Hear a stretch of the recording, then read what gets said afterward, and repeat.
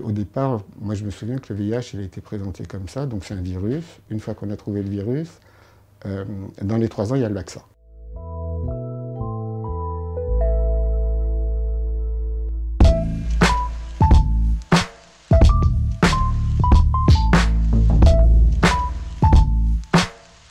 En 1981, j'ai commencé à sortir même plus tôt.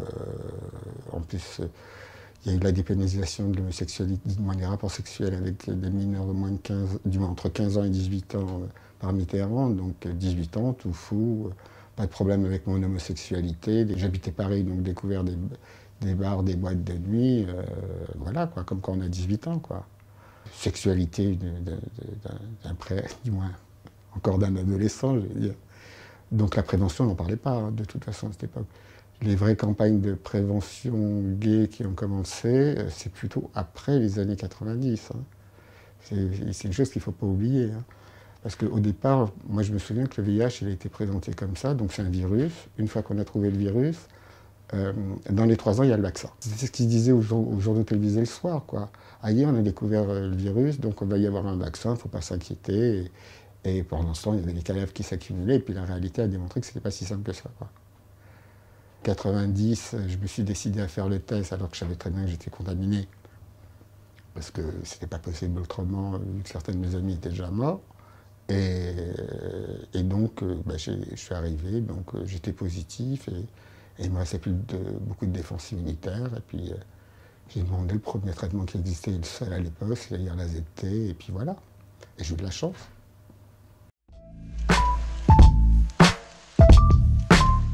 Donc quand j'ai posé la question à mon médecin combien de temps il me reste à vivre, qui m'a dit 3 ans à l'époque, qu'il n'y avait qu'un traitement, il était hors de question de se laisser faire, quoi.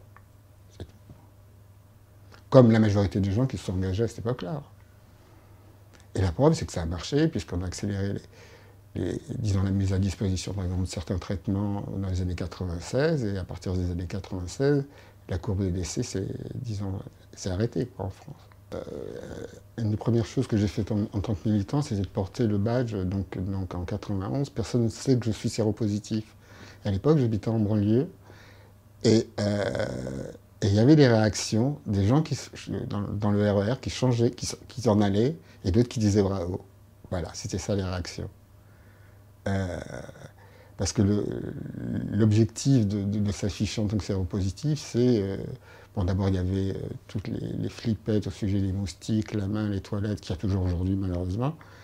Mais c'est que, bon, on est des êtres humains, et voilà, quoi. Je veux dire, c'est pas en se cachant qu'on va faire évoluer les choses sur une pathologie, quelle qu'elle soit. Hein. C'est pas en restant caché, il faut se montrer et dire qu'on se bat, quoi. En termes de militantisme, c'est ce qui je trouve le plus étrange, et c'est la professionnalisation de la lutte contre le sida. Alors ça a ses avantages et ses inconvénients. Hein. Pour faire du suivi et de l'aide sociale, c'est évident qu'il vaut mieux que ce soit des professionnels, mais qui parle aujourd'hui de ces camps qu'on guérit, d'un traitement qui éradique le virus? Tout le monde s'est accoutumé avec le fait que on va prendre des médicaments à vie, mais éradiquer le virus, bon, finalement, c'est plus une priorité. Et c'est ça que je trouve qu'en fin de compte, qui est le plus bizarre, quoi. Dans le militantisme, c'est qu'on oublie l'objectif de base, éradiquer ce putain de virus.